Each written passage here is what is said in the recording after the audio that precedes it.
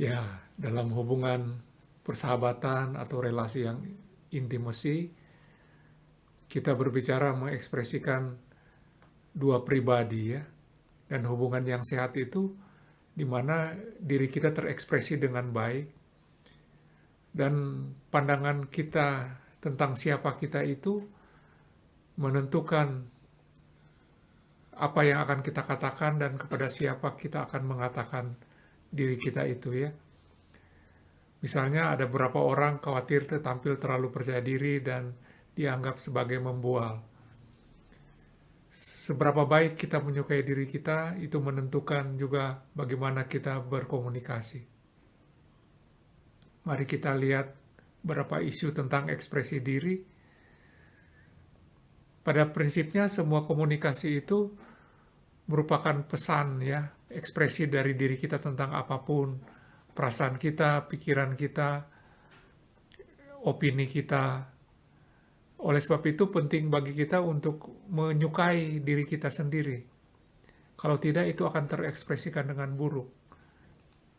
Jadi menyukai diri kita itu pada prinsipnya itu memutuskan untuk menerima diri kita ini sebagai orang yang layak.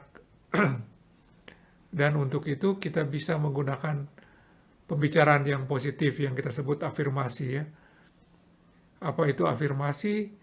Setiap hari kita bisa pergi ke depan cermin, setiap pagi misalnya, kemudian melakukan pembicaraan diri, memberitahukan pada diri sendiri bahwa kita ini baik, bahwa kita ini akan sanggup menangani semua masalah, bahwa kita akan mencapai tujuan kita, dan kita sampaikan betapa kita menyukai diri kita itu.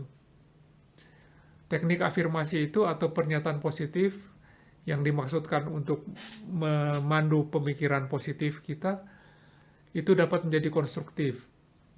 Seperti kita mengatakan, saya adalah orang yang baik, saya baik hati misalnya, atau saya dapat berbicara dengan orang lain dalam setting sosial. Nah, itu adalah afirmasi. Kemudian,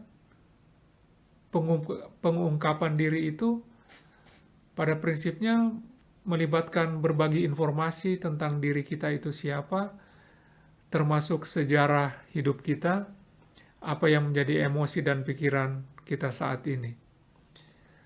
Nah, pengungkapan diri ini harus appropriate ya, harus sesuai. Apakah atmosfer sedang mendukung atau tidak, itu mempengaruhi seberapa jauh kita akan membiarkan kita semakin terekspos sebagai diri kita. Kita juga seberapa besar jumlah atau jenis pengungkapan akan didasarkan juga pada hubungan kita dengan orang-orang yang akan kita ungkapkan itu. Nah, pengungkapan diri itu akan memungkinkan kita untuk membantu ya orang lain mengenali siapa kita dan membantu kita untuk memahami diri kita sendiri. Jadi itu penting ya. Kemudian, sebagaimana kita ingin sampaikan bahwa komunikasi kita itu pada prinsipnya adalah ekspresi diri kita yang otentik. Oleh sebab itu, bagaimana teknik komunikasinya? Pertama, memang untuk menjadi komunikator interpersonal yang efektif, kita perlu mengambil langkah-langkah untuk memastikan pesan kita itu adalah ekspresi dari diri kita itu, bukan pemikiran orang lain ya. Jadi pertama pastikan tujuannya kita siapkan sebelum bercakap-cakap dengan siapapun. Kita pastikan bahwa kita akan menyampaikan pikiran kita, perasaan kita ya, ide kita, gagasan kita, siapa kita sebenarnya. Kemudian kita juga bisa bicara tentang orang lain. Tapi lebih ke arah apa yang kita harapkan potensi perubahan yang bisa ia lakukan, yang realistis, ya spesifik, yang dimaksudkan untuk meningkatkan komunikasi kita itu. Seandainya teman kita itu, atau pasangan intim kita itu memerlukan masukan dari kita. Kemudian, apa isi pesan komunikasi itu. Kalau perubahan yang kita harapkan dari pasangan kita itu menjadi tujuan, maka kita menyampaikan perilaku apa yang kita harapkan, yang dia lakukan dan kita harapkan bisa berubah.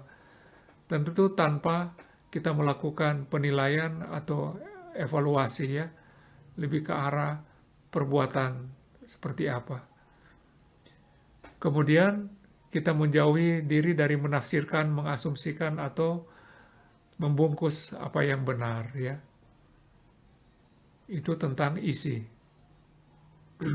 Kemudian tentang bentuknya, kita diharapkan menggunakan kata ganti pribadi saya untuk mengekspresikan kepemilikan gagasan saya ya, supaya kita mendapat acknowledgement dalam relasi atau komunikasi. Kemudian kita sesuaikan pesan yang kita sampaikan dengan pengetahuan dan minat orang tersebut. Kita juga gunakan pesan nonverbal untuk mendukung pesan-pesan kita ya. Jadi kita pastikan selaras antara komunikasi verbal dengan komunikasi nonverbal kita. Kemudian kita ulangi juga pesan-pesan yang penting itu melalui channel-channel, lebih dari satu channel untuk emphasize ya. Nah itu tentang komunikasi diri. Sekarang memang ini untuk membangun persahabatan ya. Sekarang kita masuk ke dalam aktivitas 13.1. Sebetulnya kita berharap teman kita itu seperti apa ya. Kita bisa mengisi kuesioner aktivitas 13.1 di spreadsheet. Menurut kita, apa yang merupakan teman baik itu seperti apa sih sebetulnya? Apa yang kita harapkan dari teman baik kita, terutama karakteristiknya itu, dan ini menggambarkan kita itu siapa ya. Silakan kerjakan spreadsheet aktivitas 13.1.